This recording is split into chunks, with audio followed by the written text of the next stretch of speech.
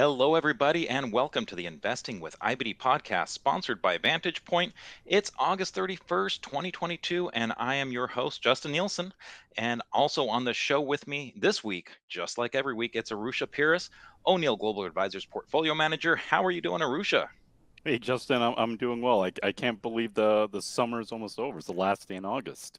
It doesn't feel like the summer's almost No. over. It's hot. It's hot over here.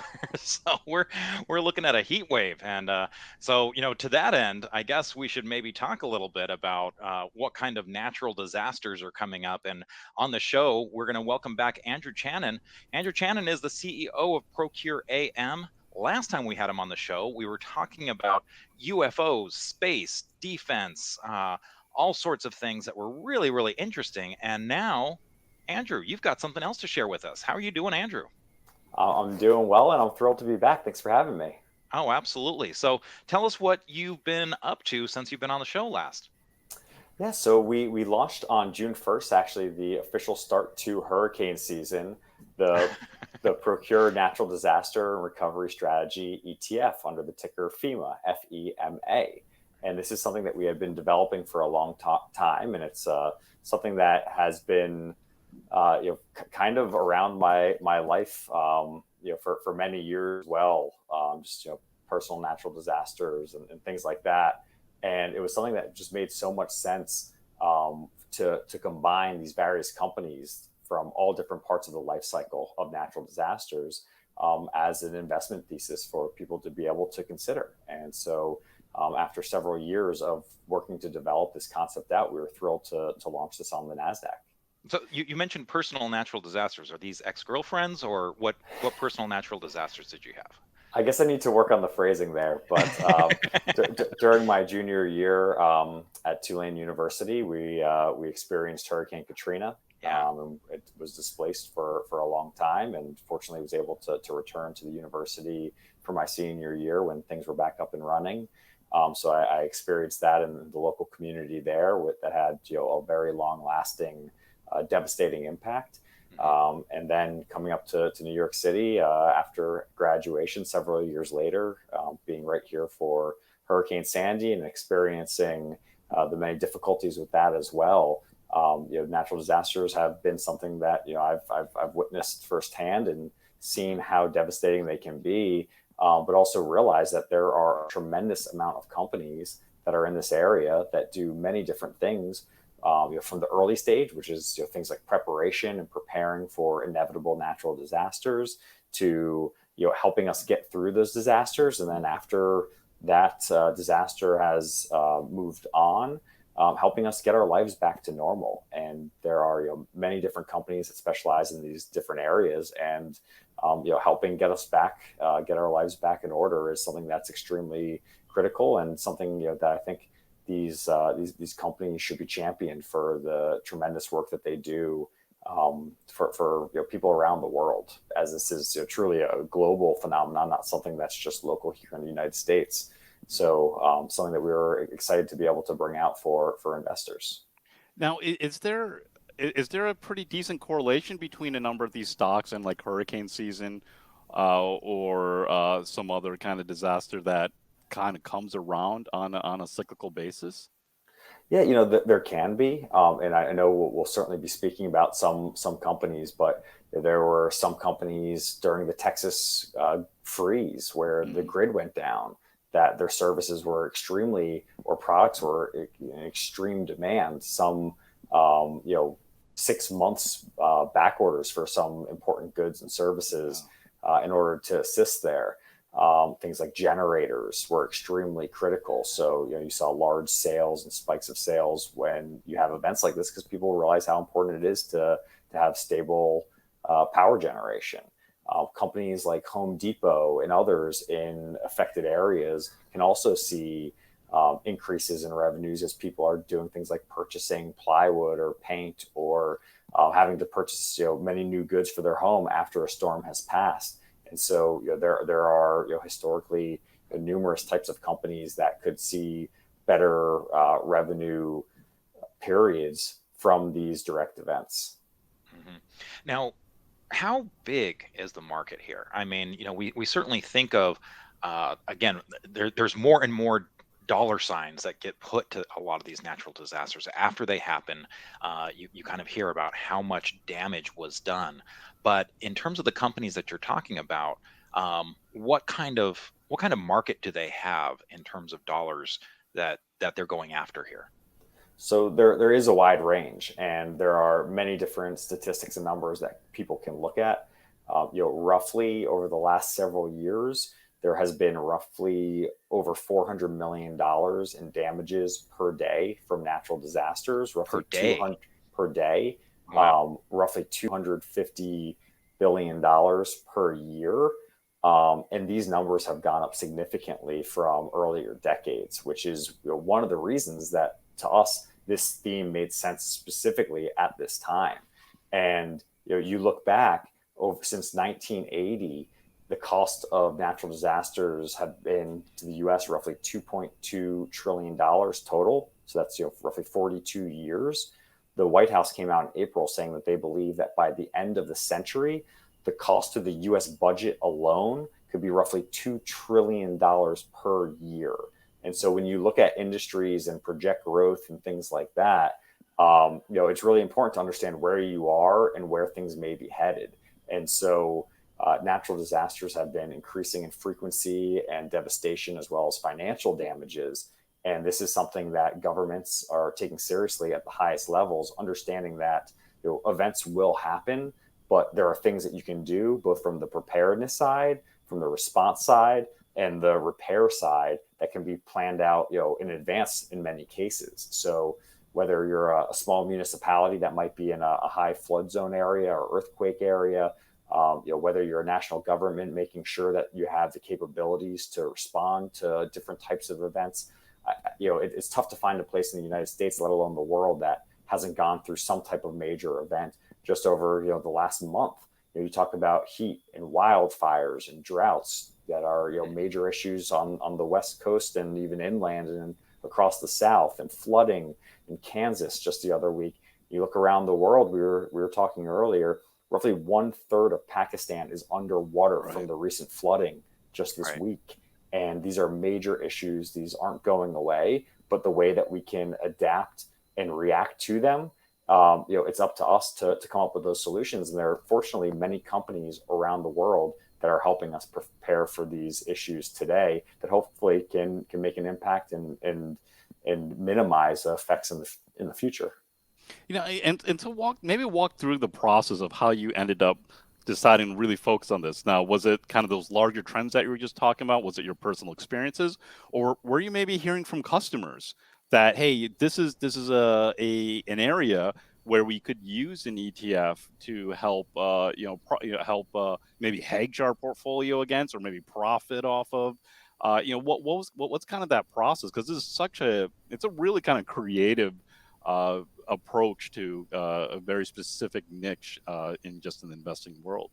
Yeah, it's a combination of probably all of those factors. I remember having conversations with Barry Ritholtz years ago about this topic, and having experienced these natural disasters firsthand, and then ultimately seeing the growth of this industry. Yeah, it's horrible that this has become a major growth trend. Right. But for investors that are looking for all different types of reasons, you might be an insurance company that needs to pay out massive amounts of money when you do have these types of damages. And maybe this for some companies could potentially be a hedge, or investors, whether you're an individual or a hedge fund that's a tactical fund that is looking for specific opportunities to trade in and out of certain names around these types of events. This wasn't made with just one end user in mind. I think there are a lot of ways that people may look to utilize the FEMA ETF in their investment strategy.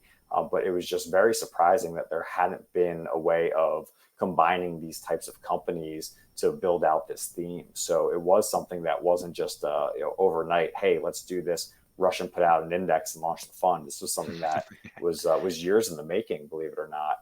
And the reasons that people may consider investing in these companies that are in high demand, is very something that I think investors are looking for. Maybe they didn't think out exactly what that thesis was. But we hopefully were able to provide over 50 companies from around the world specializing in this theme, and put together this diversified basket to that extent. Mm-hmm. Now let's dive a little bit deeper, because you kind of gave us a structure already. You basically said that there are those that are kind of helping before the disaster, and that could be infrastructure, detection, warnings. There are those that are helping you during the disaster, and I mean that could be emergency vehicles and so on. And then of course there's the rebuilding. So maybe we could take these apart a little bit. And why don't you go ahead and start with fleshing out a little bit more for us the before? What, because I think everyone's more interested in how can we prevent this as much as possible, or at least mitigate the damage. Because again, you're throwing out some big numbers, and anything we can do to chip away at those numbers. So, what can be done on the early side, the prevention side? So on this side, we would look at a lot of companies that do things like consulting, engineering, construction, some of your heavy equipment companies as well.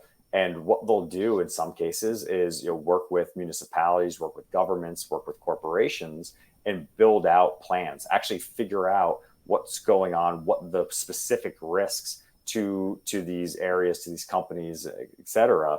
If you live in a coastal area, risks could be flooding, could be hurricanes, tsunamis, things like that. If you live along a fault line, earthquakes are something that could be of major concern. Wildfires and droughts are something that are facing are issues that are concerning to many people around the United States and beyond, as well as we have really hot summers. And so it's something that governments are working with large companies. Some of these companies are even partnering with other companies like IBM, and they'll do an analysis to come back to different municipalities and say, hey, here are your major areas of concern. Here are your moderate areas of concern. These are your fairly safe areas. If a flood came at a certain height worth, these would be the areas. These would be the things that you need to do, as well as also just building out the preparedness and the response systems in advance. So you say, okay, we know that there's a X% chance of this type of disaster occurring.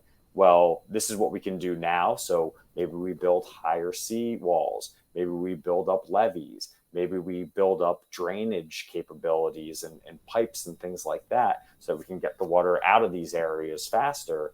But then it's also, okay, well, what is the impact to businesses and people? How do we get people out of these areas? And it's really having this plan so that when disaster strikes, you don't need to now build a plan. You can go back to your book and say, all right, here's our game plan. Let's go. Just like any highly competitive sports team would say, they don't just get into a situation and wing it. In many cases, they build out plays and design these for these situations and scenarios so that they know how to execute when these types of events happen. So those are really your early stage types of things that you're focused on. Well, yeah, you were talking about flooding. Now, yeah, I mean that's almost timely here for at least Justin and I in LA, because I guess some news came out over the last month that the biggest risk to Los Angeles might not necessarily be the earthquake; it might be the flood. And I haven't heard any plans yet, Andrew, on how they're going to prevent that or help mitigate that. I think we're going to have to take it. Well, California does look at many of these things as well. So they actually put forward that hospitals in California need to be earthquake ready. So they have a certain amount of time where they need to put these new infrastructure practices in place to make sure that hospitals are able to continue operation when you do have events like earthquakes, because it is a very high probability that will affect a large portion of California. And so although not every single risk can necessarily be quantified or addressed immediately, these are all things that politicians, that engineers, that that people from around the world are looking at these various areas of concern and figuring out how to best address them. And hopefully something like flooding will also be put into that process. But a major issue is when you have droughts, when you have more arid land, it doesn't absorb water as well. So the flooding Right. becomes an even greater issue. So you might say, hey, hey, it's been really dry. It hasn't rained here in California. We'd love some rain. Might not necessarily be a positive thing if the Yeah. if the ground is too dry to absorb it. So there's a lot of things that go into this planning preparedness. And fortunately, it has become something that at a national and a global level has caught the eye and seriousness of global leaders. And although things take a while to implement, these are things that are being addressed and reviewed present day. Now, certainly with the hurricanes, and a lot of these weather events, one of the things that I guess, has amazed me is that over the last few decades, how good the forecasting has gotten. And a lot of people kind of, poo-poo the weathermen and say, oh well, he said it was going to rain, and this much chance. And um, I guess a lot of people don't realize how good a lot of this forecasting has gotten. And so, to that end, when we've got hurricanes and things like this, that you can count on coming. It's just a matter of the size. What kind of detection things, and what kind of companies are benefiting from being able to detect, forecast, and do better at understanding the path of some of these disasters? Well, specifically when you're talking about hurricanes, we know where and typically what time of year they develop, and we have satellites, fortunately. So a Mm. company like Maxar, which actually happens to also be in our space ETF Right. We UFO, talked about that last time you were here. exactly. It's not just monitoring your national borders to see if countries are trying to cross over or build up military presences, like we were talking about last time. Hmm. They're also looking to track weather patterns and to track and detect storms, because these have become some of our most useful tools to understand what's coming and how we should deal with this. And so, early preparedness, and then the ability to alert the public and authorities as to how what's going to happen and our best way to respond is absolutely critical. So the more time you have to prepare for these types of events, the better. And so we're getting better at detecting earthquakes, although you don't necessarily have a ton of time. Something Hmm. like a hurricane is a slower forming, takes a longer time to develop, and we're able to benefit from companies like Maxar providing us with this real-time information to help us better protect ourselves. So we talked about before the emergency. What about during the emergency? What are some of the things that municipalities, and cities can do?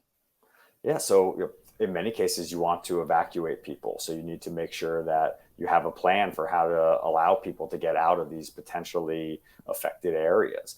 You also have first responders also coming in, knowing that they're going to have to deal with the repercussions of this storm, whether that's Yeah. getting housing solutions in place for people that have been displaced, whether it's actually helping it to rescue people, whether your streets are completely flooded and you can't get out or you can't get access to food. Emergency vehicles are extremely critical. Communications are critical in this time because in many cases, power is out, communication lines are flooded, and they've gone down as well. And it's really difficult to figure out what's going on and what to be doing. So, equipment is extremely important. When you have flooding, you want to be able to pump out the water as quickly as you can. So you have people operating these and hoping to maintain power when it's most critical to minimize these damages as well. So there are a wide range of areas that companies can help fill that void to better protect us as well. Hmm. And then, of course, finally, there's the rebuilding part. And I guess even before you rebuild, there's almost that first part of, for some of these businesses, almost like a continuity issue. Before they maybe open their doors again, did you have your data secure? Did you have your stuff like that? Because this is certainly where the cloud computing has come in handy a lot. But uh, can you describe a little bit about how businesses can get that continuity, and how that rebuilding process happens? Well, for the financial service industry and many other industries, one important part is, having your business continuity plan, understanding that, disasters and accidents can happen, and having that plan in place on how you can react and move forward is extremely critical. So things like having access to power, to clean water, to your communications as well is extremely important. The cloud has become extremely helpful. When I was down at Tulane University after Katrina, the school wasn't able to access people's academic records. So how can you find another school to go to? Ultimately, we weren't able to provide any college transcripts, and we had to go back in some cases and use our high school transcripts, which some people didn't even know how to access either. Wow. But it was something that you didn't really think about at the time, and all of a sudden, when you don't have access to these critical, whether it's data and information, whether it's client lists, and so on, being able to access that is important. Technology such as cloud computing is something that has allowed us to remotely access valuable data and information, fortunately. But there's so much. How do you provide goods and services to your companies? How do you communicate with your employees to let them know, is the business going to be open? How do I get there if I have issues? What if I personally am struggling from the effects of the storm and I need to assistance as well? So it's a very complex type of situation that you have, but many large companies look out into the future and say, okay, how can we try to best prepare for these types of issues? Or do we have other centers that we can go to when you have these types of emergencies? Like after Hurricane Sandy, many buildings didn't have power. Many downtown companies didn't have power. Did they have other sites that they could go to where they could continue operations and continue without major issue? And so these are things that companies look at today to make sure that they're best prepared. Yeah. And just to kind of get on the I guess the political side, which also has to do with the money. We just had a climate bill. The Inflation Reduction Act had climate issues in there.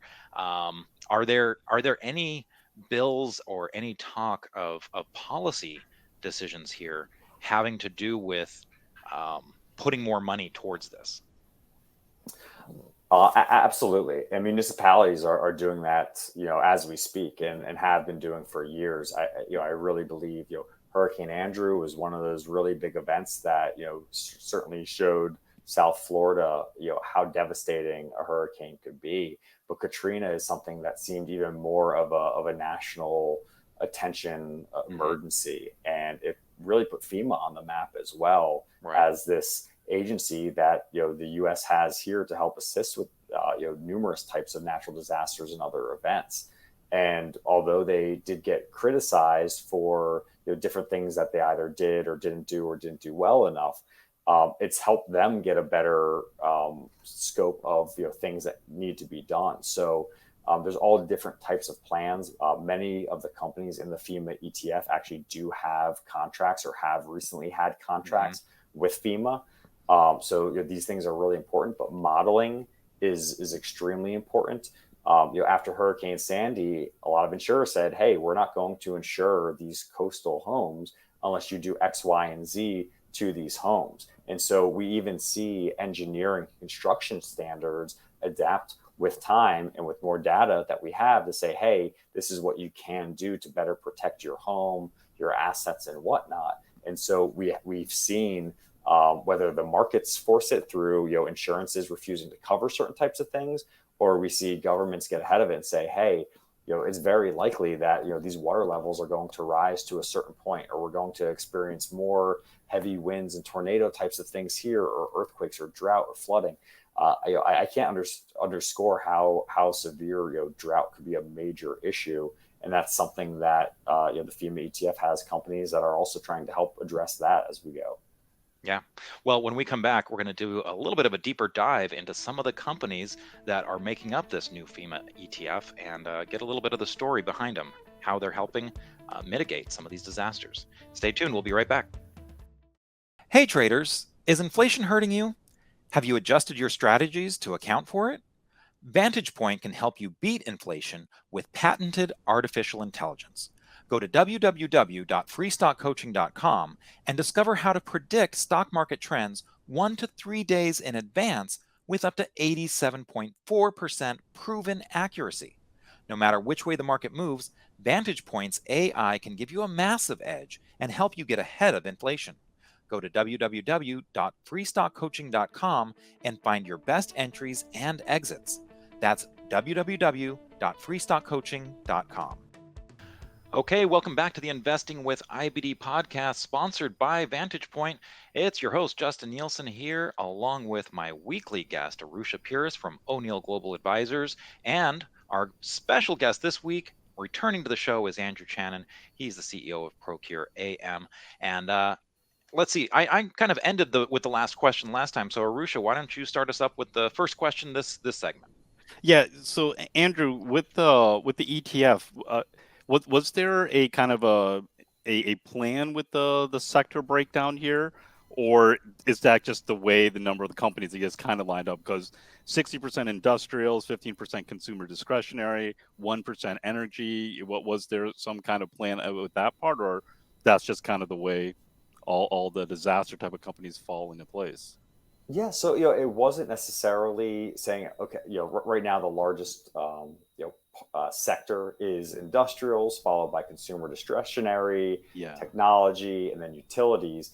There was one or two kind of rules that were put into place. One was that the companies wouldn't necessarily be defense companies.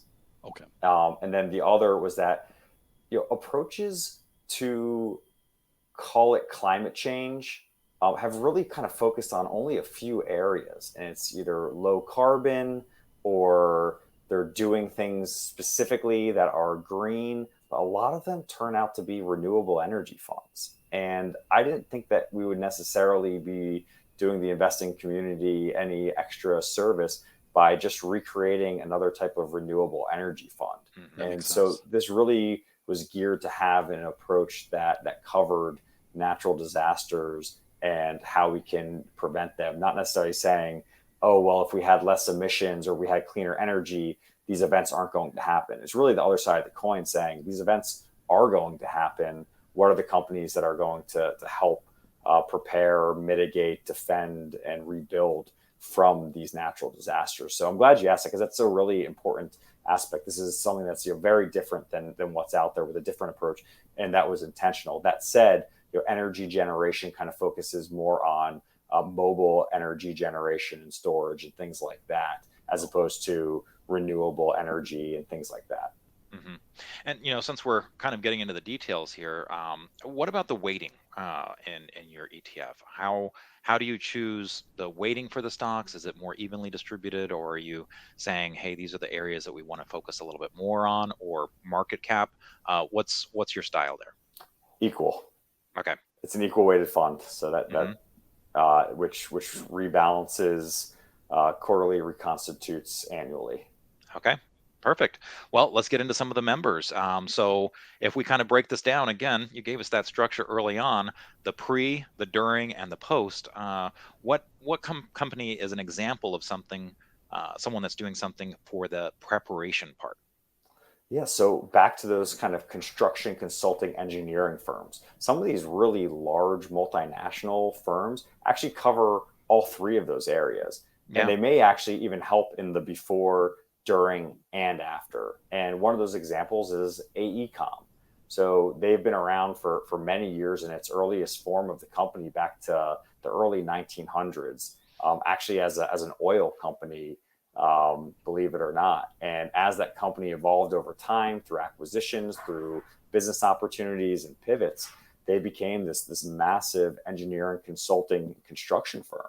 So they'll actually sit down with municipalities or corporations, and they'll look at, like what we said, they actually teamed with IBM to be able to build out a different scorecard to find out, how these areas are doing, where the risks are, and how they can better protect. So they use, at its early stage, a technological approach to be able to try to determine and assess where these risks are and how prepared these communities may be.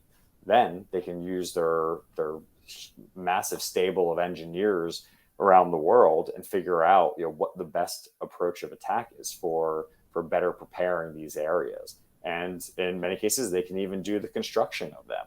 So, whether that's, just building new structures to help with water They've been involved in water treatment and other areas as well. So outside of just building things. But what they'll do is they'll sit down right with a FEMA or a municipality and say, hey, here's where your risks are. Here's what you can do to prepare it. And hey, if you'd like, we could help you, or we could subcontract things out as well for specific types of projects. And so this is, really truly an early stage approach to figuring out, okay, we know something's going to happen. It's very likely. Let's do this.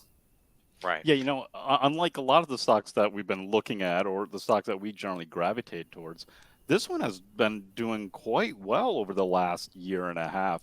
Is there any specific catalyst for this recently? Why it's been doing really well, and it's only 8.5% off 52-week highs? Mm-hmm.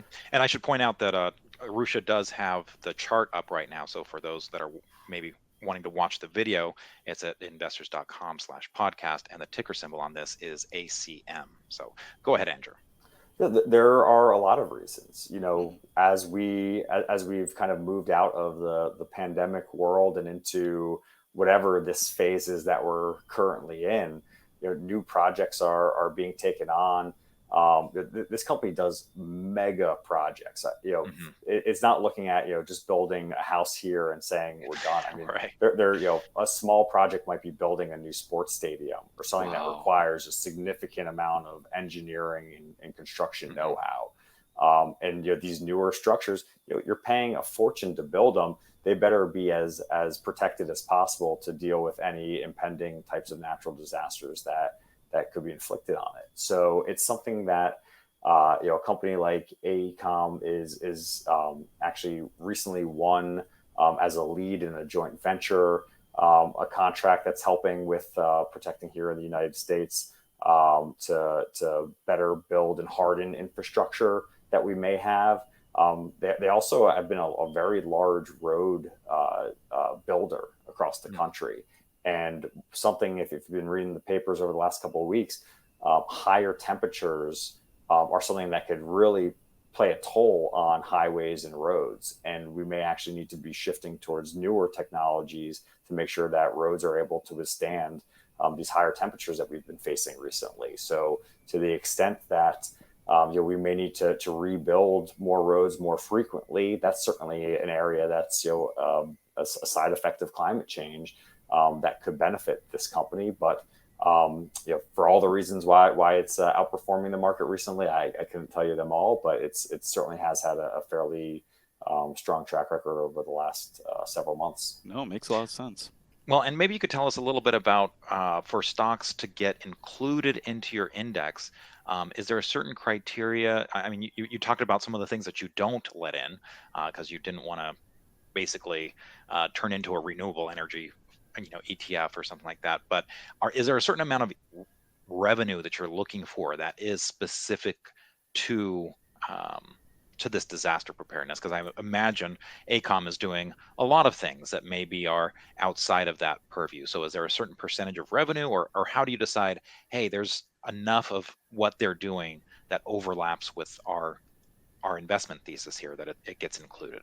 So believe it or not, many companies don't report in any meaningful way revenues from natural disasters. And the reason is uncertain to us.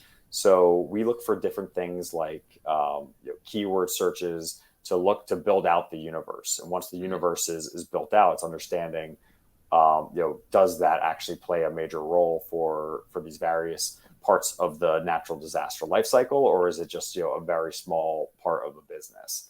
Other things that are important but not necessarily required are contracts, either current or recent contracts with FEMA or other related types of agencies around the world.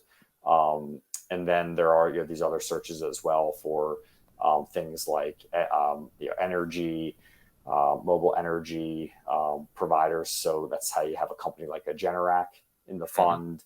So there are various types of screens, but it is extremely difficult to actually determine revenues related from natural disaster related businesses for many companies. For some you can, and that makes our life a lot easier. Yeah, right. But because it's so difficult to quantify, it was something that was not included in the methodology. Well, and you mentioned Generac, so maybe we could go ahead and go there. Certainly, when you're dealing with a natural disaster, and I mean, this is something that we've seen a lot in California with the wildfires. I mean, PG&E for a while was just saying, look, we're shutting down the grid because we don't want to cause a fire and get sued afterwards. And so, for some people, having a Generac was critical for them to have continuity of power. So, what is it about Generac that kind of caught your eye and got it included? Generac, I think, is an incredible example of a company that doesn't just provide solutions for companies or municipalities, but also for individuals looking to do something preventative or for preparedness for their own lives. Understanding that you can't always rely on someone else to solve your problems, being able to have that equipment or those solutions in house could be extremely vital. In some cases, a matter of life or death. We saw with the Texas freeze when the grid went down, thousands and thousands of people were left without power for extremely long times. People in South Florida during Hurricane Andrew, in some cases, were left without power for a month. I know people in New Jersey that didn't have power after Hurricane Sandy for extremely long times. And many people that went through that made the decision that I don't want to be put in that position again, and went out and bought generators. So the people in town that had the generators became everyone's best friend during those storms because that was a place for, hopefully for, safe harbor to weather out these storms. But, if you think about how much of your life it utilizes electricity on a daily basis, whether that's, charging your phone so you can keep in touch with loved ones, but just keeping your food fresh in your refrigerator, and then to think that someone has life-saving medical devices or equipment that run on electricity. Electricity is something that we've all become so reliant upon, and it's not always there. And being able to purchase something that can hopefully protect you in those times of greatest need is something that gives a lot of people some great peace of mind. And Generac is something that's providing for both people with small electrical footprints to large corporations and energy companies, and providing solutions for them. And when the Texas freeze happened, there were back orders for roughly a half a year for some of these Generac devices. Yeah, it's kind of amazing. It's only been like maybe a few years ago when I started learning about Generac, and they seem to be the big brand name in this space. But what was it? Did they just all of a sudden just start to try to cater towards the individual, maybe the one with the house versus the larger buildings and things like that? Did they just really kind of go towards that individual consumer recently? I mean, any insight on that? I think they've started to heavily market to individuals. Okay. It had for a very long time been a business line, but now I think they're looking at how helpful their products have been to many people around the world in recent years. They're saying, maybe people don't know about it, they don't think about it, or they don't think about it until it's too late. Right. And by, for them taking advantage of, the awareness factor and letting people know before it's a problem is certainly a way to bring on, new consumers for them. But they've had, business and residential focus for many, many years prior. But it's just something that, you kind of have that effect where, you have an issue, you learn that someone had, the cure for it, and word of mouth has certainly helped propel that company forward. Mm-hmm. Yeah, certainly. Well, let's go ahead and end the session with a look at kind of the post, what happens afterwards. And you've got, we had Generac, GNRC, and now here's Clean Harbors. CLH is the ticker symbol on this one. Seems like it's one that's kind of gotten on our radar a little bit on IBD Live. Yeah. Can you talk a little bit about what it is that they do? Yeah, so a really interesting company, interesting background. Started off, it was a founder, a couple of employees, a handful of employees, and a truck, and they wanted to work on waste removal, and specifically hazardous and toxic waste removal. And this is something that many people don't think of. You think of the dangers of a storm, whether that's the wind, having debris fly through the air, which could become a hazard, or the flooding, which brings toxic mold and could wash people down or pets down down the road, and those kind of immediate impacts. But when you have these storms, specifically flooding related types of storms, there's so much debris that passes through the streets and through fields and through forests and get picked up, and it keeps on going along. It is a major issue, and could be something that could make groundwater hazardous and toxic for years to come if not treated quickly and properly. And so when you have natural disasters, or in some cases even man-made or man-accelerated disasters, like the BP oil spill in the Gulf, a little over a decade ago, Right. Cleaning up oil, cleaning up hazardous waste is something that is extremely critical. And Clean Harbors is one of these companies that has grown a tremendous presence, specifically here in North America, the United States, Canada, Puerto Rico, even parts of Mexico, where they are able to allow for this quick remediation, and hopefully be able to make sure that these areas are less affected in the future. But it's not necessarily something that an individual homeowner is necessarily thinking about, but it's something that could be just as devastating as a high water mark in your home, or an earthquake, or other types of disasters. So are they just the leaders in this niche, and they're now they really just kind of built their moat around it, and they're really capturing, and they're here when more and more cities are recognizing that this is an essential service that they need to provide for their citizens? Yeah, so individuals can utilize them, even municipalities, corporations. They have 24/7 hotlines to report different types of incidences, and people all around North America to help quickly react to this. One stat that I saw that was really interesting is 1 gallon of oil can cover a surface of 4,000 to 5,000 square feet if it's on water. That's Wow. roughly 1 gallon of water covers roughly 5 or so New York City one bedroom apartments. And when you're talking about oil spills, it's usually a lot more than just 1 gallon.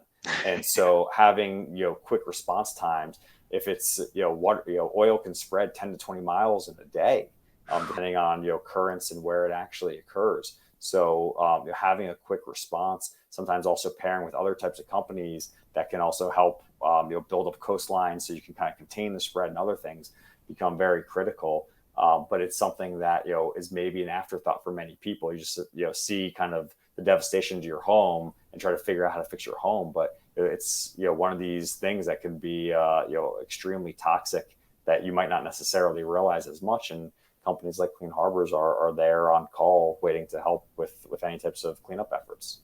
hmm And I mean, certainly it's had a lot of very strong earnings growth recently. I mean, the last quarter was triple digit earnings growth. You've got some solid sales growth as well. So this is certainly one of the reasons why it's been catching our attention, has been just the really strong numbers it's had, and the group, the pollution control group. It seems like more and more of these names. I mean, it's not the real exciting growth tech type names that we're used to looking at, but pollution control seems to have more and more stocks that are kind of catching our radar in terms of the relative strength versus the S&P 500. Any insights into why this is kind of getting so much attention now? Maybe we're creating more trash and pollution and things like that as population grows. A lot of people are consuming more. You've had many different areas that were more impoverished, where you're seeing more wealth come in. So people people around the world have the ability to consume more, and that creates waste, unfortunately. And that's something that you need to deal with it, and you're also running out of space to put it. So whether it's building new incinerator capabilities or other options, recycling and things like that, it becomes important to look for these other solutions. And we're taking up more land as well as a species than ever before too. So there's fewer places to put it. So as we create more more waste, it's important to be able to get rid of it. And I think that's something that's truly leading this industry as well. Andrew, I under the rug for so long, right? Yeah, and I have to admit, Andrew, I've learned a lot during these 2 segments, but you've also really scared me. because there's a lot of things going on, and a lot of these No, companies that are set to profit from it are doing pretty well. no, and a lot of funds that I've been involved with in my past have actually been revolved around my own personal fears. Hmm. So things like cybersecurity, which actually I think is very analogous to this Yes. theme as well, where there's going to be major events, but there are things that you can do to prepare, and there's companies and services that you need after these types of attacks happen.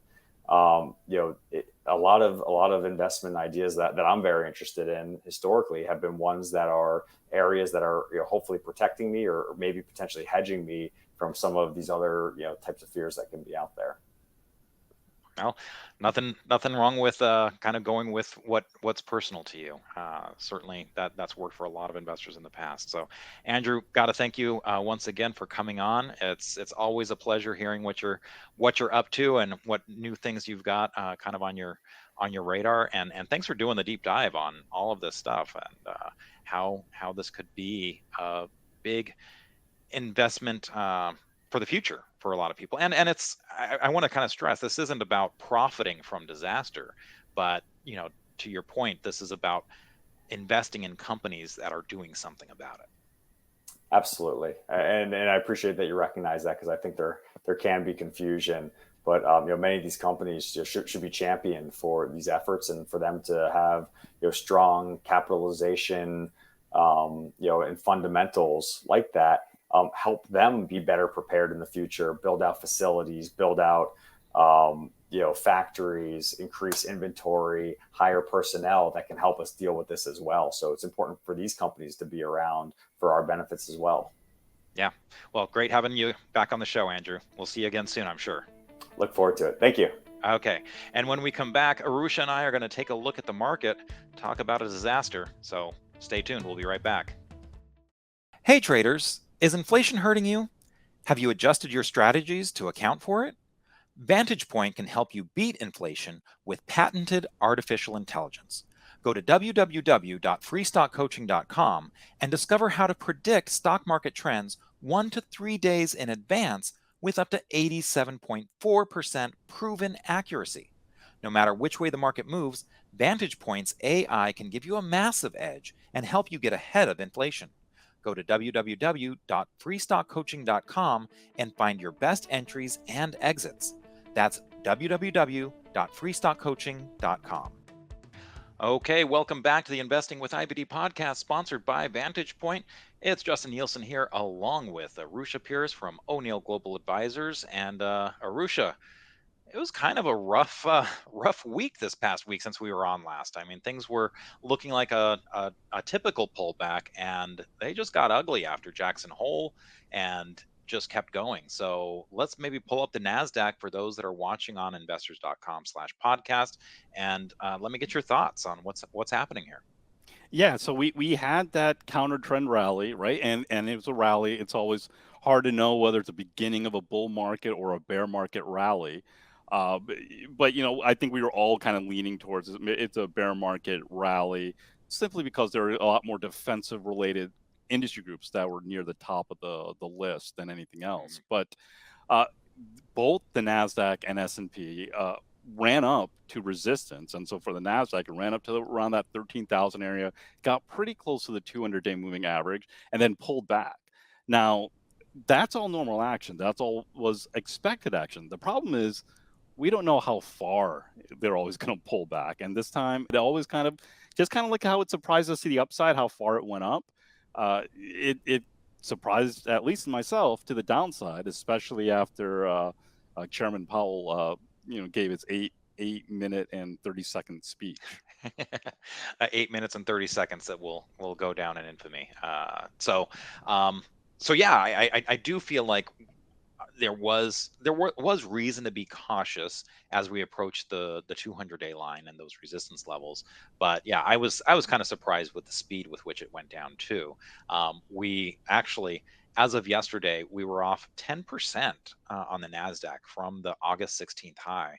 And so for those that are kind of following, the power trend, that whole idea, that that's a circuit breaker rule that Mike Webster came up with over a decade ago, for our market school rules, and that automatically turns the power trend off and basically says, look, you need to do some healing. This is a little bit more serious, a little bit harder of a break.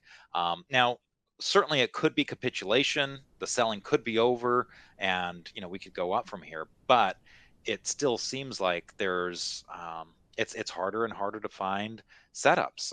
Even energy, which was looking pretty good, that seemed like it was getting on a little bit of shaky ground. A lot of the energy stocks were pulling back considerably. And here again, it just depends. Are you looking at the natural gas or the oil? Because they've been kind of acting a little bit differently depending on how involved the company is with one of those fields. But we're below the 50-day moving average line now. All the indexes really sliced through it, except for the Russell 2000. The Russell 2000 did hold above it yesterday, but it's right there. It's the only one above it, but it doesn't have much room. So, how has that affected your portfolio? I mean, you were already kind of lightly invested. Did that just completely knock you out, or do you still have a little bit? Yeah, I think during the rally in August, I got up to maybe 20%, 25%. So Mhm. it did pull me in, because it just kept giving me more and more reasons to get in. But now I'm probably down to around 10%, 13, around there, 10 to 13%. So I haven't got completely out. I'm still holding on to some names. They're all small positions, Yeah. but the ones that I'm up, not up a lot, but I'm up. I'm still trying to give them a little bit of room, because I'm trying not to just assume that the market's done for, right? Mhm. And that we're going to go to new lows and we're going to be down for a while. I think August showed us that the market's going to do what it wants to do, right? And it's up to us to listen to it and try to be as objective as possible. And so what it's done right now for all of these indexes, run up to the 200-day or near the 200-day, and pulled back to the 50, and maybe for a number of them slightly below the 50. But the bigger thing, and you were getting to this, Justin, is underneath the surface, you have some stocks acting well, but you've lost a bunch of others. Yeah. And so now we're back kind of that small subset of stocks that are hanging in there, and some of them are still hanging in there pretty well. And so if you have some of those stocks, you've earned the right to say, you know what, let me give it a little bit more room. But I just don't see that kind of broad-based kind of participation where you should be that heavily invested. At least, and that's my experience. Now, if you're completely in sync with this market and maybe you're in a ton of energy stocks or some of the other areas that have been working really well, then you've earned the right to be a lot more invested if you want to. Mhm. And I think a lot of people are afraid of, okay, because we came down so sharply, because we crossed through the 50-day moving average line, we're going to knock out the lows, and it's going to be another leg down, and cats and dogs are going to be, flying in the streets, and all sorts of mayhem is going to break out. But I think that there's just the possibility, and we've been talking about this, is we could just be range bound for a little Yeah. while. There is uncertainty. There's this whole thing of how well is the Fed going to be able to manage this, quote unquote soft landing. I think some people are starting to question, and especially with Jerome Powell using words like pain. That's not He put, generally what people think of as a soft landing. I mean, he pulled a Clubber Lang right there. He said, "Yeah, what's your prediction? Pain." Yeah, right. So, yeah, this kind of sounded like Mr. T to me. I could just imagine it's being said in his voice. So yeah, I think a lot of people are wondering, how bad is that going to get? And how aggressive is the Fed going to need to be to combat the inflation? And yeah, I think that uncertainty is something that could make us go back and forth for a little bit as we kind of ride that wave of hopefulness that maybe it won't be so bad and the soft landing is possible, to the despair of, oh, this is going to hurt, and it's going to hurt a lot. Yeah, I think the incremental approach continues to be the best approach. Slowly move in, slowly move out. And there's going to come a point where you just keep moving in and all of a sudden you're heavily invested and maybe eventually on margin. And then there are other times where you just keep slowly moving out and all of a sudden you're completely out. Right. And so right now, I've been slowly moving out. I'll definitely lower exposure, but not completely out. And so I think instead of trying to predict what's going to happen, if you just listen to the market, that's going to lead you to the right direction. And there will come a time where all of a sudden, once again, there are going to be all these bases setting up, all these stocks breaking out, and we're going to wonder, where did this come from? Mm-hmm. Yeah. I mean, that happens so many times. As bad as the news can be, you can have a number of stocks that are setting up, and that's kind of what forces your hand a lot of times. It's like, well, but the market has a follow through day, and I've got these individual stocks that are setting up, and that combination for a lot of us is just too hard to resist. So And then, Justin, one other thing is, now September traditionally has been a little bit harder month, right? yeah, Maybe it's even the worst month of the year right. in the I was just stock thinking market. about how when we had Jeffrey Hirsch on, from the Stock Traders Yes, Almanac at the I was beginning going to of the bring that year, up. and that Yep. seasonality that he talks about. But the one thing that Jeff said is that, and there were a couple of things lined up, right? So September is usually a very tough month. And then Mhm. once you get to October to the end of the year, the markets have a tendency to do better. Uh, but also in the presidential cycle that he talked about, right? Yeah. Where that second year of presidential cycle, it's a tough year. But once you get to October, that's usually the low in the stock market for that presidential cycle, especially for a first-term president. Mhm. And so that's what I've been kind of eyeing ever since Jeff spoke about it in January. And so maybe all those things kind of line up for we have a little bit of a rally into the end of the year, starting sometime in October, or whatever. Once again, that is predicting a little bit there, but those are some of those seasonalities that could work in our favor. But that being said, we have to survive September if Yeah. that's the case, right? Right. And while it's okay to have a thesis and a prediction, when it comes down to it, you're going to be watching the individual action in the stocks and the day-by-day action in the price and volume of the stock market indexes themselves. So thanks for that analysis, Arusha. And on the show next week, we're going to have Jared Tendler back. Jared he was just on IBD Live, and it was funny. He was on during that whole Jackson Hole speech that Jerome Powell was giving. And of course, Jared is all about the psychology, and it was nice having that kind of psychology aspect to talk about while that was happening. And so it's going to be great to welcome Jared back to the show. We'll chat a little bit about how people can learn from their experiences maybe in this rougher market, and all sorts of things that they can do to become better investors by managing their psychology. So we hope you join us for that next week. Thanks for watching us this week, and we'll see you next time. Make sure to subscribe, rate, and review our podcast if you haven't already. We'd really appreciate it. You can also send us your questions and comments to investingpodcast@investors.com. We would love to hear from you and may use your comments on an upcoming episode.